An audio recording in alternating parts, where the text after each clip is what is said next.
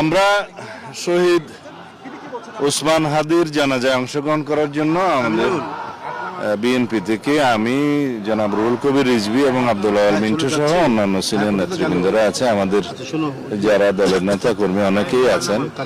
আমরা শান্তিপূর্ণভাবে জানাজায় অংশগ্রহণ সবাই করুক সেটা আহ্বান জানাচ্ছি এবং তারপরের দাফন কার্যক্রম পর্যন্ত সবাই শান্তিপূর্ণভাবে এই কার্যক্রমটা পরিচালনা করব বলে আশা করি।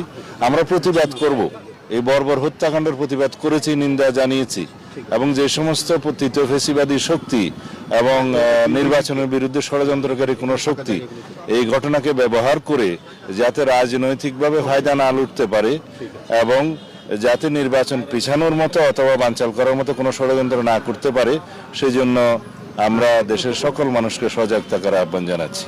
ধন্যবাদ।